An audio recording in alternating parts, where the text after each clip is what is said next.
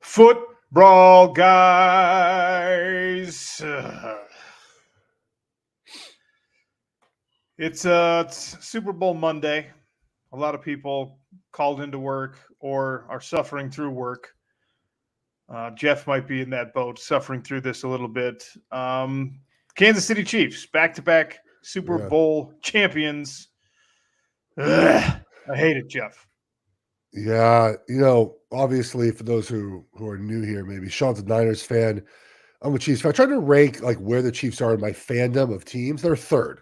They're a third team I root for. Okay, Oregon Ducks are one. Oregon Ducks are one. San Francisco Giants are two, and then Chiefs are three, and the Lakers are four. Even though I don't know, Lakers might be three at some points. I just don't pay attention to much basketball until I kind of have to, and their team is boring and whatever. So I mean, obviously as a kid, Lakers and Kobe and Shaq and Paul Gasol was a little bit higher, but so obviously Chiefs winning was great. Niners now been on this streak where they haven't won, but they're close, right, Sean? They're close, and it feels probably worse every year that these are not blowout games, right? You lost the Chiefs in a game that was 11 points in 2020, but it was closer than that for most of the game. And obviously last night, a 3-point loss in overtime, and the game went nothing like I thought it would until it did, right? Like I was really impressed with both defenses, Sean. They both played really well in this game until they got tired. That was a factor at the end of this game. I thought both defenses got really tired. And when the plays had to be made at the end of the game,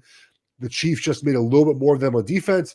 They made a little bit more of them on offense. I think that we saw a little bit of the difference between Patrick Mahomes and Brock Purdy and sort of the team makeup and how these teams are sort of built at the end of that football game.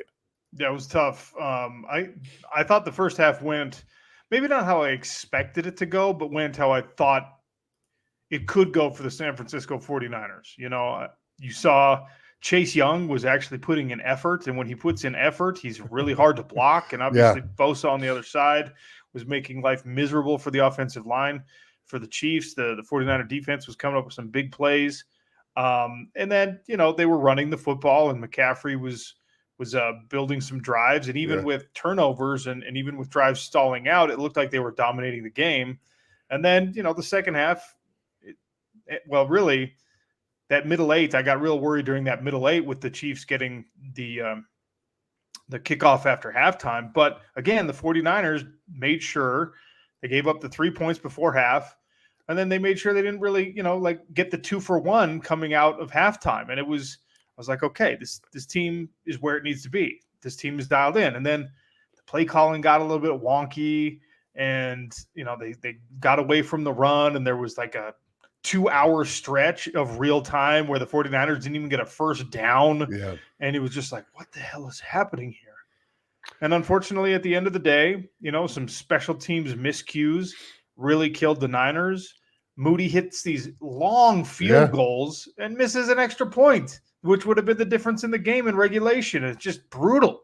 Yeah, I think that was going to go left if it didn't get blocked, right? It looked like it was not close to going straight. It went over the wrong guy's head. It's kind of interesting. So, the Niners came out in this against sort of base personnel, the Chiefs base personnel in the first half, and they had 5 carries for 11 yards. That's it. And I feel like that spooked Shanahan into not running the balls. I agree with you.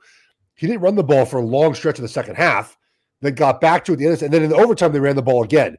But the Chiefs only allowed an 11-yard rush, was the max rush that McCaffrey had. It was a lot of just like grinded out rush attempts. And offensive coordinators, Sean, kind of get bored of those type of plays after a while. And they want to throw the football, and they want to be able to highlight the other position players on the offense, especially if you have skill guys like Debo, like Ayuk, like Kittle. And that's what I felt happened at certain points of this game. And look, I think we saw in this game, Sean, that Brock Purdy is good, but is he like special enough to win a championship? I don't know. I think in the right circumstances, he certainly can. But I didn't come away from this game with Brock Purdy specifically thinking to myself, like, the Niners won or lost because of him. He was just there in the offense. Look, Steve Spagnuolo, the Chiefs defensive coordinator, Sean, this is 4th Super Bowl now, one with the Giants, and obviously three with the Chiefs. Do you know what's absolutely insane about Steve Spagnuolo? he might be like a legit Hall of Fame. I don't know if they put assistant coaches into the Hall of Fame, but Aaron Schatz, who does DVOA, we've talked about this, before. He's the one who did not vote for Lamar Jackson for MVP, by the way. Big brouhaha. How dare someone not vote for the Hall?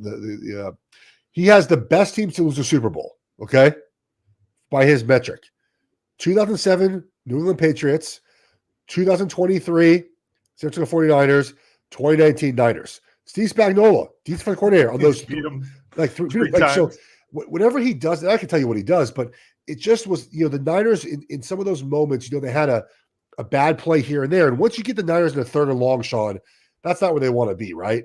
And so I think the Chiefs defensively just sort of made enough of those plays throughout the game to keep the Niners offense off schedule. Spags, by the way, the only coordinator to win 4 Super Bowls, to coordinate 4 Super Bowls. So to your conversation about, what do they do with assistant coaches in Hall of Fame and all that kind of thing, like he's done something that no other coordinator's done. I'm sure that there'll be a case made for him at some point. It was tough as a Niners fan to watch the special teams things, certainly. By the way, Chris Conley was the opposite end of that spectrum for the Niners. He was having an unbelievable special teams day, and you needed that, but from everybody. You needed that from Moody.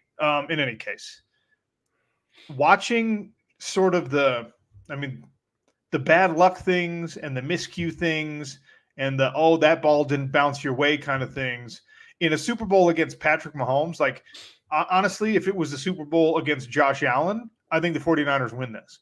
If it was a Super Bowl against really anybody else, I think that you can have those 4 or 5 plays where it's just like, oh, guys, boneheaded error. Can't do that. Christian McCaffrey can't fumble when you're building a drive. Can't do it, right? Oh, you can't muff the punt. You can't let that ball – you got to fire. You got to get away from that ball. You can't let that thing hit your foot. Ray McCloud, you got to just fall on it. Don't try and pick it up. Whatever it is, right? You probably can survive those things against any other combination of coach and quarterback. And unfortunately, you're up against Patrick Mahomes. So when Dre Greenlaw, phenomenal freak athlete, injures himself being over-enthusiastic on running out onto the field, it's bad. You're screwed because of who you're playing against, right? Those other miscues, they're not just minor issues because of who you're playing against. Kittle not really being involved in the game plan, I think because of play calling at first and then because he got banged up over the course of the game and he was in and out of the lineup, that becomes a problem. Trent Williams, back-to-back penalties on a drive. Those things become much more aggravated problems because of who is on the other side. If it's anybody else, you're probably going to be fine, but you weren't because it's Patrick Mahomes. I thought the Chiefs only being down 10-3 at the end of the first half was a huge win for them. And they came out through an interception, I believe, Sean. So it didn't even matter. But no points off that interception. No points. Yeah, because the Chiefs defense, again, played well.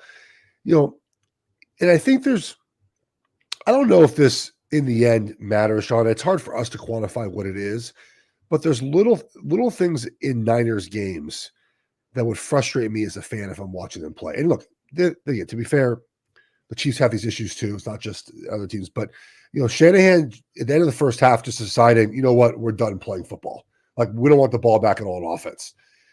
It's a Super Bowl, bud. Use your timeouts. Get a minute 30 left. Your kicker made a 55-yard field goal already. Yes.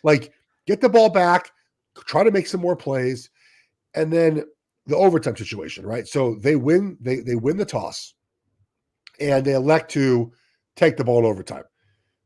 I was unaware the rules were – taking that back. I knew the rules were different. I didn't know what they were going to be different. I'm not a player, though. I'm not playing the situation.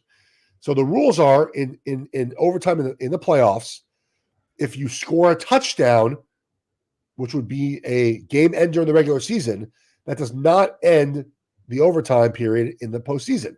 The other team gets the ball back. The other team still gets a possession. So it's very college-esque, right? In that, except you have to drive the whole length of the field.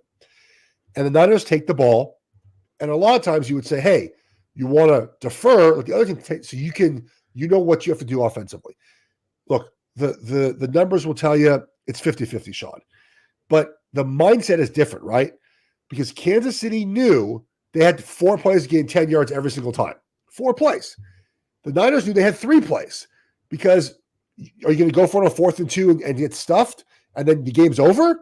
or you're going to kick a field goal and then try to play defense. Like that decision is much tougher when you take the ball first. The problem that I had, Sean, was, I don't know if you saw the story. The Chiefs players, Chris Jones, Justin Reed, said, hey, we started practicing and talking about the situation in training camp. Chris Jones said, hey, we spent the last 2 weeks talking about how we defer and then go for two. Like we knew the plan. Kyle Juszczyk, Eric Armstead, we never practiced it. We never talked about it. And it's not why they won or lost, Sean, but it's like, in these games, the attention to detail has to be perfect. And where does that permeate itself through the roster and through the staff? If we're not preparing our team for overtime, where else are we a little bit short preparing as well? Well, here's the thing. If it's not on your practice schedule, if there's not a period or two, do you organize practice in periods in the NFL too, like you do in college? Is that how they do it? Yes. Okay.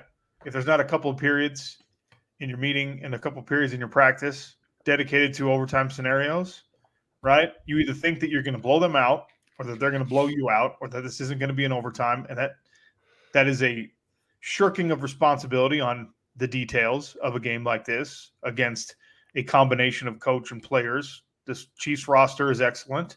And obviously Andy Reid and Patrick Mahomes are kryptonite for a lot of people right now. We'll get to that in just a second. But like I've said this many, many times, and people get mad at me, and I've said it in relation to the San Francisco 49ers, especially because I'm a fan. And good becomes the enemy of great very quickly.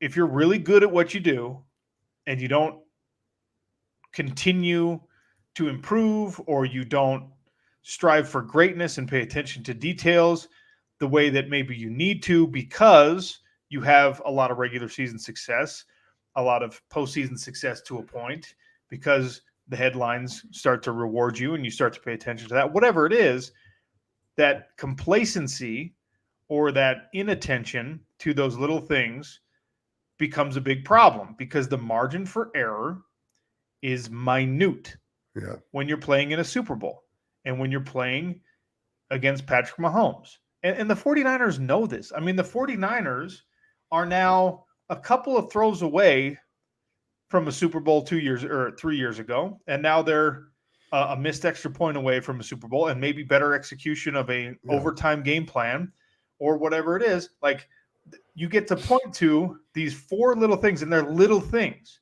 It's not like, hey guys, we're just not as talented as them or our conditioning completely broke down and we're not that good in the fourth quarter or whatever.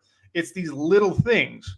So if you're excellent as a roster and your success in the regular season continues to feed to expectations that you're going to be in the Super Bowl, and the 49ers and for the 2024 way too earlys are Super Bowl favorites for next year, right? Sure. Yeah. So like if your expectation realistically and rightfully is for you to be back in these positions year after year with the roster you have and the coaching staff you have right now, then those details are where it matters.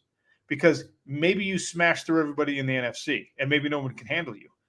But at the end of the day, you're going to go up against Buffalo or you're going to go up against Kansas City or you're going to go up against Baltimore or you're going to go up against Cincinnati or whatever. And they're going to have a quarterback that can kill you. And that sucks because you have to execute with that margin of error being so tiny. Yeah. And I think that's, again, where the little bit of limitations with your quarterback are at, right? Because the margin of error, like, here's what it is about Brock Purdy. Now, you were at Utah with Alex Smith, right? That was your quarterback for a good part of it? Well, yeah. Right? Okay. So I'm sure you felt this way with Alex Smith. I felt this way when playing with Eli Manning. There's an kind of invincibility you feel as a team when you play with a quarterback like that, right, Sean? Where, no matter what happens in a given game, that guy can make you right. So you play with an air of confidence that you're never out of games. I made a mistake. Okay, fine. My quarterback will make it right.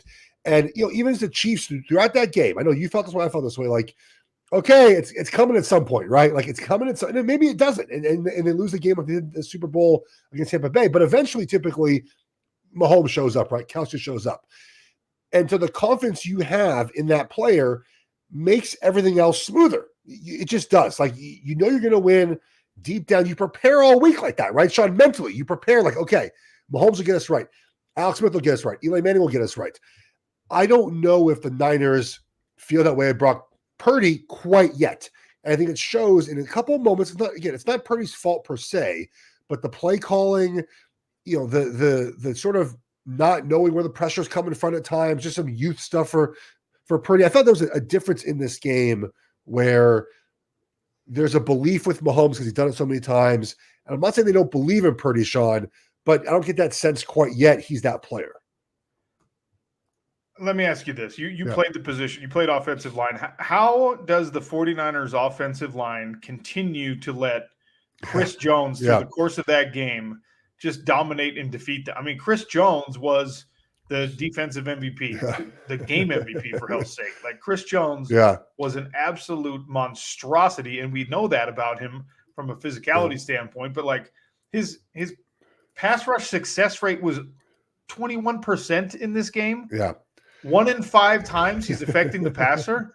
Like, high-low the guy. You got to do something. And what's wild too is he didn't get a sack again. Like, I bet Chris Jones over a quarter of a sack. He has 4 Super Bowls, 0 sacks, but in every game you could talk about the impact he had, right? The first Niners game, all the tip passes he had, right? And this game was getting to Purdy.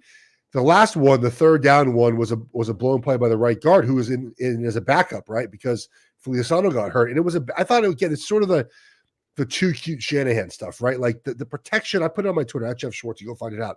The protection call I didn't love. They popped the center out. So they took the center from the middle and moved him left, trying to influence the defense. But Sean, it was man coverage.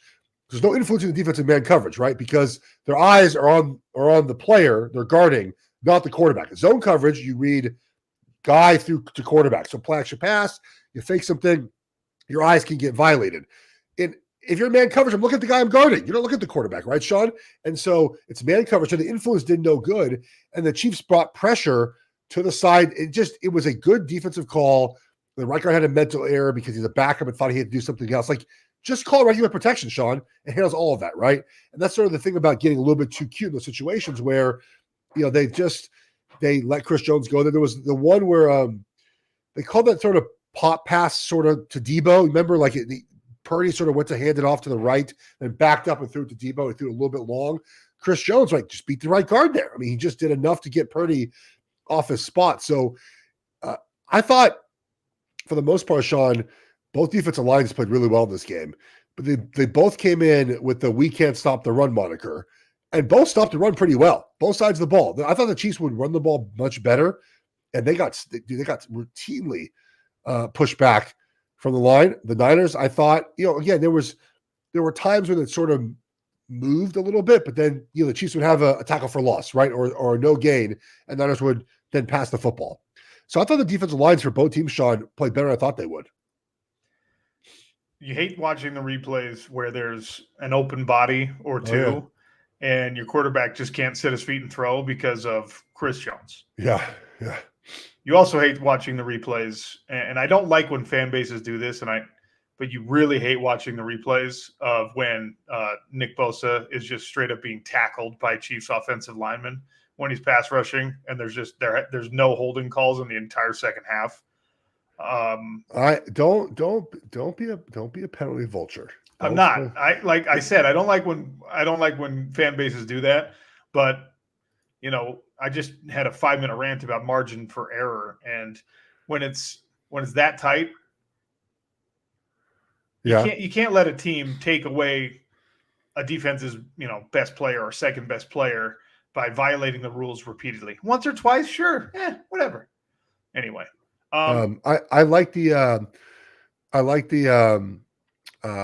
will say this.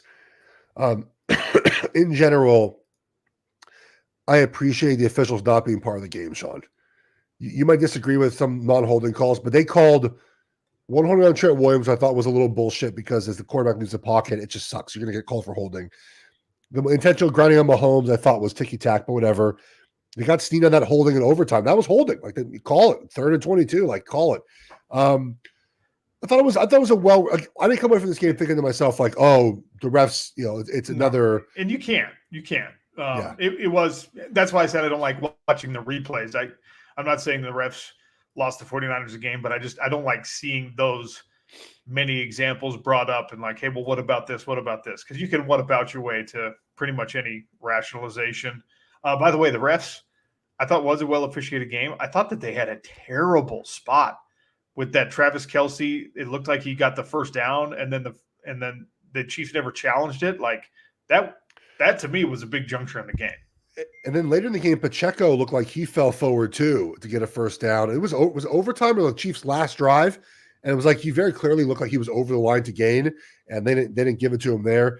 That's one thing. Andy Reid is not the best at challenging stuff. Like that's, I think, a blind spot of his. And then we get to sort of the legacy talk, right, Sean? Like I hate this. I really despise this conversation about this Brady Mahomes thing, but I mean, they can both be all-time greats.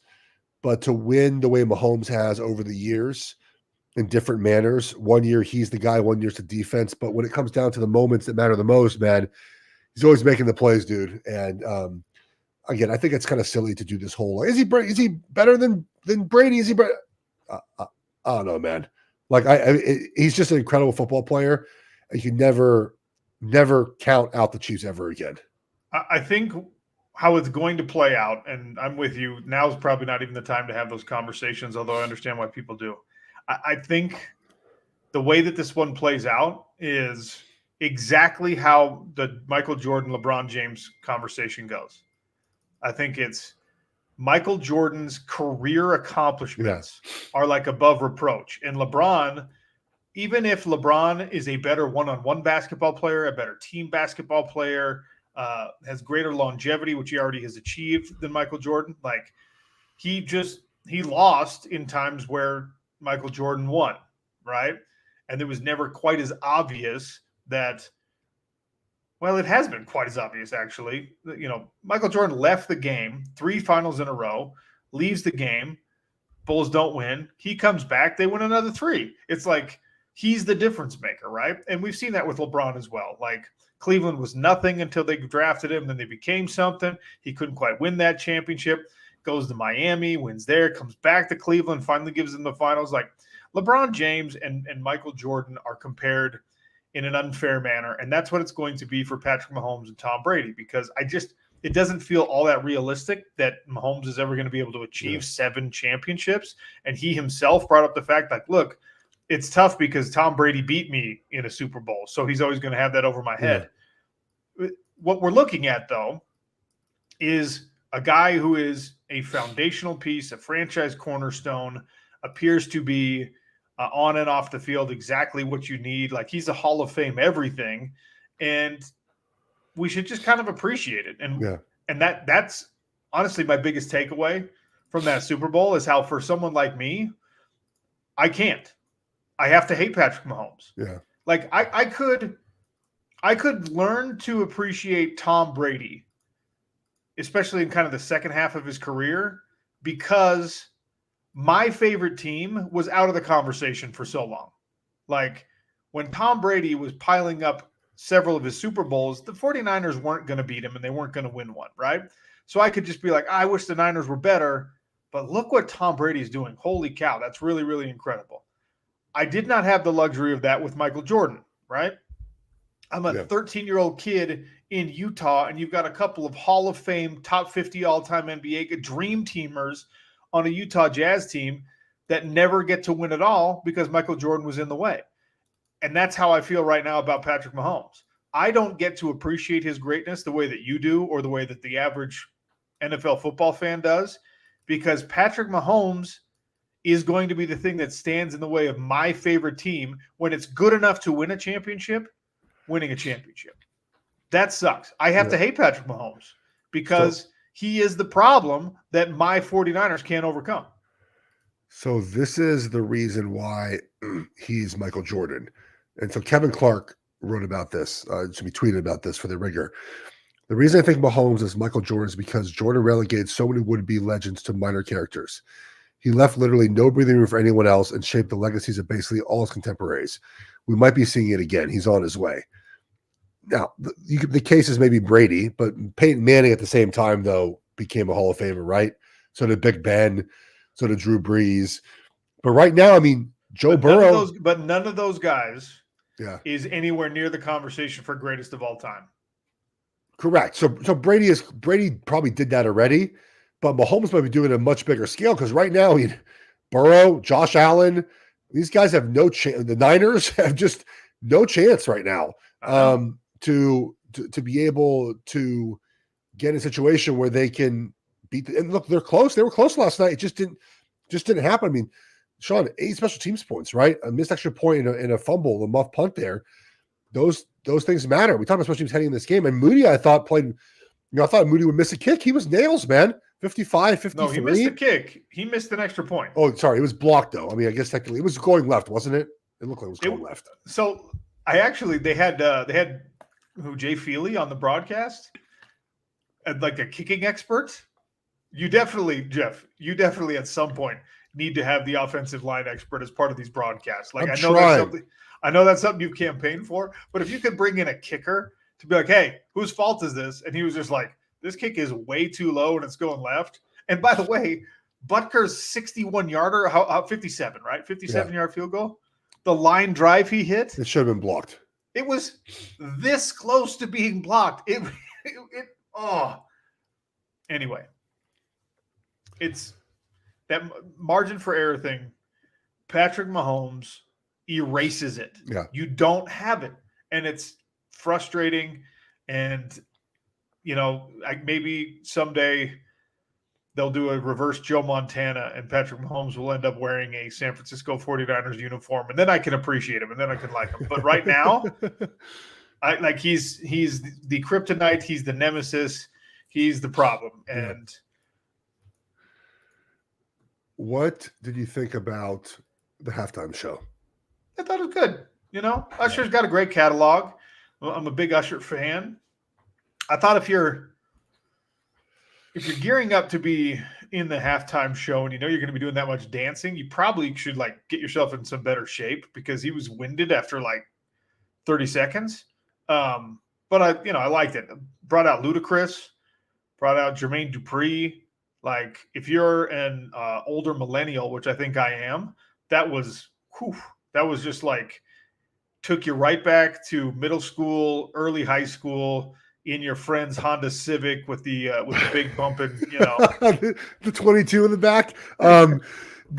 He always sweats a lot. I would tell him in culture at MSG. That's his thing. He's just I don't mind people sweating. I'm never going to mock anyone for sweating, but he was having to, because they had the track behind him, and then he would choose when he was going to sing. Yeah, and that first part, it's like he didn't really fully plan for how winded he was going to get because he had to let the track play quite a bit. But it was good. It was good. I've now seen Taylor Swift and Travis Kelce interact many times now, and it's very interesting. Have you noticed that she's just way more lovey-dovey than he is? It's very obvious. Now maybe she's been drinking a little bit, but he's not a big PDA person. It appears. Can I tell you? And she is. I think last night was a good example of this. Taylor Swift is America's sweetheart, and there's crazy amounts of conspiracy theory. Just before we went on the show today, I started scrolling through some Twitter feed that that Ice Spice was doing satanic rituals in the box next to Taylor Swift during the game, and there's all these videos and screenshots of examples of that, which I love a good conspiracy theory. I probably don't go that far into it, but there are a lot of people who don't like the whole Taylor Swift phenomenon. There are a lot more people, and I'm talking about many millions more, who do. She is as likable of a megastar as you can find. I just don't think that Jason Kelce makes Travis Kelce likable. Travis Kelce, when left to his own devices, is one of the least likable stars in the NFL. Interesting.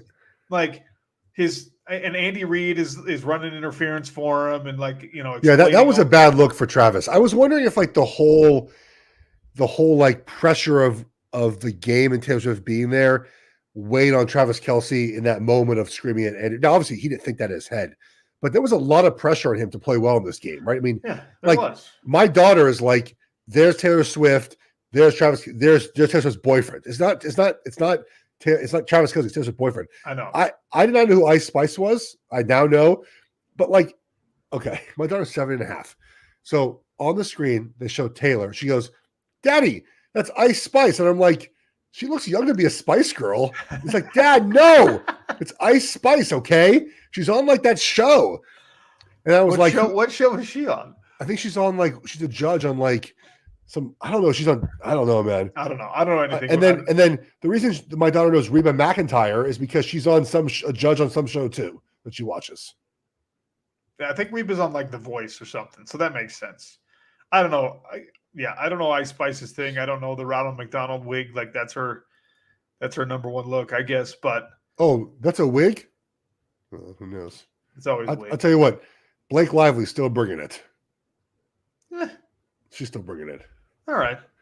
Not my flavor. Not your flavor? You more of a Taylor Swift? You know what I love about Blake Lively? Yeah. Is that in a lot of her film career, she is cast as like the hottest girl from the economically depressed situation. She's like in the town. She's the trailer park hot girl. I love that about Blake Lively. In like the town. I saw someone tweet out a picture of her and her town character, and they looked very similar last night.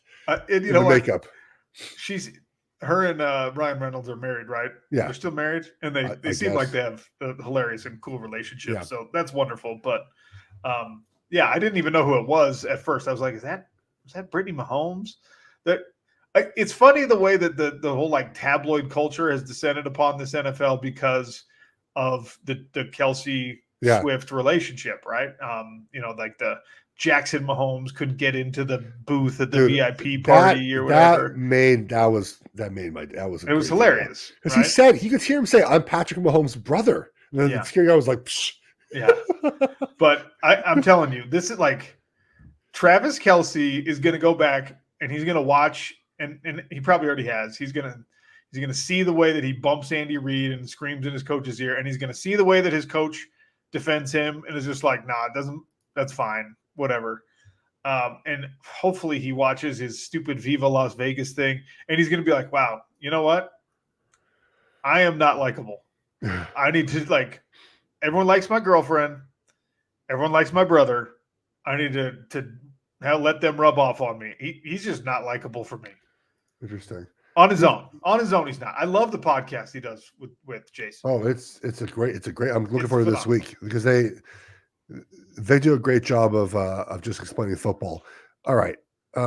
We have to get to some other things, I feel like, Sean, because in our college football world, UCLA's head coach Chip Kelly left UCLA to go be the OC at Ohio State. We've not had time to discuss this at all. I know it's sort of last week's news, but this is not Sean Lewis going from Kent State to be Colorado's offensive coordinator. This is a major Power 5 job at UCLA. Well, not maybe the best job in the world. And he's downgrading to be the OC at Ohio State, Sean. It's pretty shocking, man. Even with the notion that Chip Kelly wanted out for a while, we thought he was going to go be an OC in the NFL, which made a little bit more sense.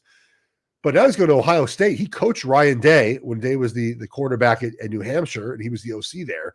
But man, I did not see this coming. I didn't see it coming at all, and it makes very little sense to me because Chip Kelly, and we've talked about it, we've talked to him about this, right? He is not a guy who has, I think, the bandwidth, the energy, the desire to be kissing the behinds of 17-year-old kids. And he did a terrible job in the second signing day, especially for UCLA in the recruitment world. And you could just tell that it was 1 foot in, 1 foot out. He's been a little bit embattled at UCLA. I mean, what was it, 2 seasons ago that it was like, he's going to get fired. And then he finished the year strong and he got the extension. And then this year again, it was like, he's going to get fired. And then he beat USC and it was just like, well, you can't fire him. But you're not leaving a job where you have to recruit. You're not leaving a job where you have to deal with unrealistic expectations for a job where that's not realistic, where that's not true. You're leaving a job where you have to recruit to go to one where you have to recruit even better. And then you're not leaving a job where you don't want to deal with NIL and going to a place where NIL is not a factor. At Ohio State, the NIL world is insane. They got a quarterback who hasn't even played a down, who's driving one of those Lamborghini SUVs and flaunting it all over his social media. So you're leaving a place where, yes, you have to be the CEO and the figurehead, and the buck always stops with you, but you're going to a place where if you don't win a national championship every single year, you're going to share some of that blame. People are going to be mad at you for some reason. When the quarterback doesn't develop the way that people at Ohio State think he should develop, they're going to yell at you. They're going to be bothered by your lack of success or perceived lack of success. He's going from a demanding job to a more demanding job for $4 million less per year. It makes no sense. And Jeff, he doesn't get to live at the beach anymore. He's got to go to Columbus, Ohio. Is this a situation where he quiet quit, or they quiet fired him and forced him out and just said look, man, we won't make a mess of this. We won't officially announce you're fired. We don't want to pay your buyout. You don't want to be here. We don't want you here. Find another job. And, does he still, he doesn't get he resigned, right? He doesn't get his buyout, I don't think. You don't get your buyout if you leave for another job. Because and then they quickly hired Deshaun Foster from within, the running back coach, who has no coordinator experience whatsoever. So it's a kind of an odd hire, but it's also, what are they going to do right now?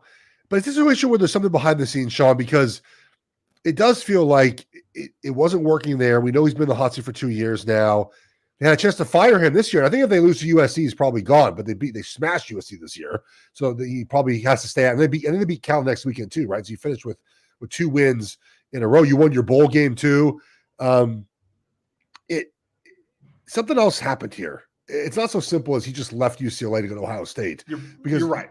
Because your point is that it's true. He didn't downgrade in recruiting. He didn't downgrade in pressure. Yeah, less responsibility. Sure. Ryan Day is the head coach. He's not. He doesn't have to answer questions to media, but the pressure of that job, man, is immense. And they hired a pass game coordinator too to help him. I think that's where his little blind spot is at the moment right now. So it was surprising, man, to put it like that. I did not expect that. And I think you're probably close to the actual facts here that maybe, the conversations were happening probably for a long time behind the scenes. Hey, we know you'd rather be in the NFL. Go explore those opportunities. And then when those opportunities didn't come to fruition, it was well, we thought you were going to get one of these NFL jobs, man. So we really don't want you here. What are we going to do? Collectively, what's our solution here? And this is, I guess, the best fix. I mean, unless there's some scandal we don't know about, then it's probably kind of a favor that he's done to Martin Jarmond, because there were several opportunities for the school. I think it was this year they had to get rid of him before December 1st, or there was going to be another $8 million that they had to pay him or on a buyout or something like that. He could have made this uglier for them. Yeah. Financially, he could have been okay, you got to fire me. And his buyout was not going to be cheap. And I guess he just wants to take the high road here. And that's great. Yeah. That's awesome. But from an actual logical, hey, this is a better job, this is a better opportunity standpoint, it just isn't. Ohio State is not primed to win a national championship just because they have Chip Kelly. But the expectation every year is that they will. Yeah. Anything else on your mind? More Super Bowl? You want to fire some Super Bowl? I didn't watch any commercials. I have no idea. What are the commercials? You didn't watch anything? The commercials were underwhelming, I think. Yeah. There wasn't one interesting thing in the world of mixed martial arts. So there was this idea. So the UFC has their 300th event coming. Nice. Okay. UFC 300. Are they bringing you back as a reunion? Just bring all the fighters back? Yes. UFC 300 is coming in April. And it's a big deal. For UFC 100, they doubled the bonuses. For UFC 200, they gave out big bonuses, and they put these huge cards together. UFC 300, for months now, Dana White has said, hey, this is going to be the biggest card we've ever done. They don't have the main event on the card. All right? They haven't announced it yet. And now you're getting to the point, it's the card is 9 weeks away. So it's going to be a world title fight, or it's going to be like a Conor McGregor fight. So you Yeah. got to give them time to train. And the expectation was, there's a lot of these rumors flying around that the UFC was going to take out a Super Bowl ad to announce like Conor McGregor, Nate Diaz 3, or to announce their main event. And so everyone in the MMA world, there's a lot of MMA fans that are only MMA fans that are not bat and ball sports fans. They watch the Super Bowl for just this commercial? People were watching because also Dana White was like, he said, he was asked, because he's like a figurehead in Vegas. Yeah. Hey, it's in Vegas. Are you going to the Super Bowl? He's like, I'm going because I got to film something, but I'm probably not going to stay. I'm going to go watch it at home and have a party at my house. And so everyone's just like, oh my gosh, he's going to be there. And like at the coin toss, he's going to announce like he's going to film this thing. Well, it turns out it was just like a stupid Bud Light ad that he was in. And that's what he was teasing. So the MMA world just went bananas over the idea that this question has been hanging over the event, and everyone thought they were going to get the answer on Super Bowl Sunday, and we still have no idea. So that was funny. Also, the Bud Light thing, I was sure made people happy. It's a Bud Light or Miller Light? Which one is everyone angry about? Bud Light, right? Bud Light, yeah, okay. It's Bud Light. They should do just a Royal Rumble. Just have everyone come back who's ever fought. Just go at it, just Royal Rumble back and forth. Yes. Until someone's out of there. I was watching slap boxing the other day on TikTok, Sean. That is quite unique sport, buddy. Why would you don't call it a sport? And also, that was another thing.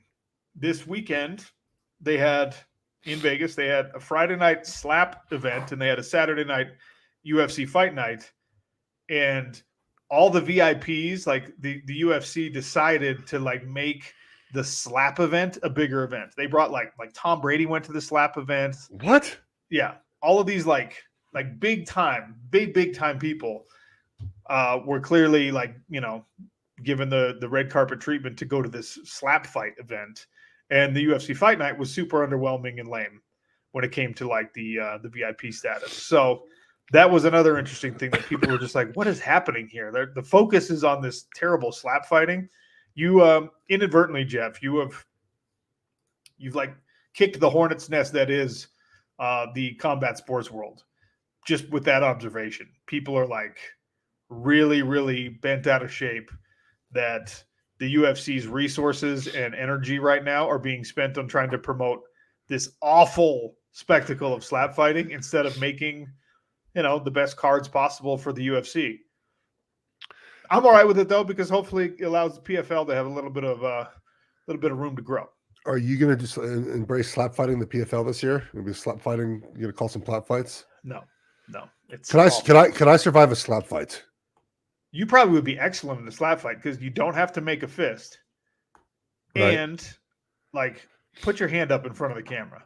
Large paw. You got big, like you turn it sideways so people can see it, like the meatiness, like this way. Knife hand. Yeah. See? Like see that meaty section of the thumb there? Boom. Like right there, just like that's but bad thumbs. I have to take my thumb like down so it doesn't get can I read you a tweet before we get out of here? A savage or stupid tweet. You ready? Yeah, I'm ready. So in September 23rd, 2019, the Athletic in Kansas City tweeted out, in case you missed it, Patrick Mahomes has thrown 36% of Troy Aikman's career touchdowns in about 8% of the games. Troy Aikman tweeted out, in case you missed it, talk to me when he has 33% of my Super Bowl titles. Well, Troy has 100%. Yes, so, now they have an equal number of Super Bowl titles, and Patrick Mahomes isn't even 30. No. Anything else? They had chain smokers last night at the post party. Bummed I wasn't able to make the chain smokers. I tell you what, I was Post Malone wore a Cowboys jacket at the 49ers Super Bowl. That was cool, wild. Man. Not cool, wild. Post Malone. He lost a bunch of weight too. He looked good. You know how he lost all that weight? How? Jiu-jitsu. Oh. I thought you were saying he went on the Liver King diet.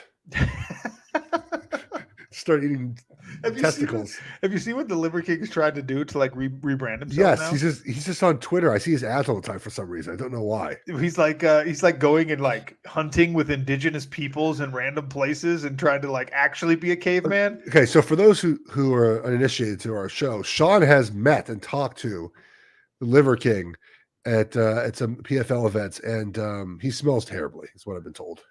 He smells I actually don't even want to. It would be insulting to the unhoused people, to homeless people, to say that he smells like a homeless person, because I've been around. I've been around plenty of people who are down on their luck and are experiencing homelessness who don't smell that bad. So he smells like an outhouse. Terrible. This is our TikTok clip of the day. Smells like an outhouse. Sean O'Connell. Anything else, buddy? No. I'm just going to go continue to cry about my San Francisco 49ers are going to be just like the 1990s Utah Jazz teams that I followed when I was a kid. They're going to get close, and they're going to run into Patrick Mahomes and Andy Reid, and it's going to ruin my year. I've decided it's time for Oregon to win a championship now. Enough for the Chiefs. It's time for Oregon to win. If the Ducks win a national championship, I'm going to be so bothered that you get all the things that you want in life. You will be, I mean, the good looks, the hair. Can't make a fist though. The good body composition. I do have Savage kids though, which is the most important. All right, I think we did it, John. I made it to survive with my sickness. I was so, when you get sick, you can't sleep sometimes at night. You just like sort of wired. That was last night. I just was laying in bed, like just couldn't do it. It happens. What are you gonna do? It's life, man. What are you gonna do? Everyone in my house is sick right now, and it is miserable. It's so terrible. Having sick kids is the worst thing. Even the baby. The baby got the cold. Ugh. See, that's when the babies can't talk, it sucks. At least when they can start talking, they can say my head hurts or my throat hurts. You know what to give them. When they're just like they're little things. Next year, New Orleans. You come into New Orleans to the Super Bowl. I think I'll be there for work. No, I'm not going to be there because $7,000 tickets. That was it wild. It was $7,500 on game day to get into the Super Bowl. That was crazy, dude. The lowest they got during the week, because I checked every day, was $5,500 for like the worst seat in the house. It was $5,500, and I was like, you know what? And it turned out that I couldn't have gone anyway because abandoning my wife with 3 sick children would have cost me a lot more than that $5,500. I can't even breathe. All right, dude. I think we're done. Go Niners. All right. Damn it. Bye, guys.